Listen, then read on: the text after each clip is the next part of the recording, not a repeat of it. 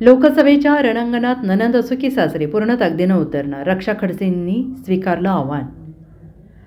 भारतीय जनता पक्षाने लोकसभा निवडणुकीसाठी महाराष्ट्रातील आपली पहिली यादी जाहीर केली आहे। या यादीत जळगाव जिल्ह्यातील रावेर लोकसभा मतदारसंघात विद्यमान भाजप खासदार आणि राष्ट्रवादी शरद पवार गटाचे आमदार एकनाथ खडसे यांच्या सून रक्षा खडसे यांना उमेदवारी दिली आहे। त्यांच्या विरोधात स्वतः एकनाथ खडसे किंवा त्यांची मुलगी रोहिणी खडसे यांना उमेदवारी मिळण्याची चर्चा आहे। यामुळे बारामतीप्रमाणे रावेर लोकसभा मतदार संघातील लढत परिवारात होणार आहे। सासरे विरोधात सून किंवा नणंद विरोधात भाऊजाई अशी लढत रंगणार आहे। त्यावर भाजप उमेदवार रक्षा खडसे यांनी भाष्य केलंय। लोकसभेच्या रणांगणात नणंद असो की सासरे पूर्ण ताकदीनं उतरणार असल्याचं रक्षा खडसे यांनी बोलताना सांगितलेलं आहे।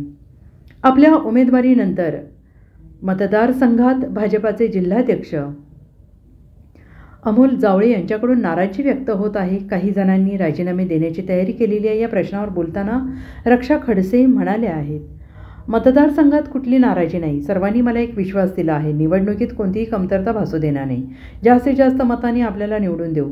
स्वर्गीय हरिभाऊ जावळे यांचे चिरंजीव तथा जिल्हाध्यक्ष अमोल जावळे यांनी आणि कार्यकर्त्यांनी हा विश्वास दिला आहे। अजून NCP कडनं कोणते उमेदवार जाहीर झालेले नाही आहे आणि दुसरं मी असं सांगेल की NCP जो कोणी उमेदवार देईल त्याच्यासमोर मला ही निवडणूक लढावीच लागणार आहे, कारण की मी भारतीय जनता पार्टीकडनं उमेदवार म्हणून ही घोषित झालेली आहे। आज निवडणुकीच्या रिंगणात मी उतरलेली आहे, त्याच्यामुळे ह्या गोष्टीचा काही फरक पडत नाही की समोर उमेदवार कोण आहे, कारण की माझं ध्येय माझं टार्गेट हे आदरणीय मोदी साहेबांना तिसऱ्यांदा प्रधानमंत्री होताना बघायचं आहे। आणि आज कार्यकर्ता माझा पदाधिकारी असतील किंवा सर्वसामान्य जनता असेल ही सज्ज झालेली आहे की आज आपल्याला निवडणुकीमध्ये पूर्ण ताकदीने उतरून जास्तीत जास्त मतांनी जागा निवडून आणायची आहे। Bureau report SBN Marathi, Jalgaon.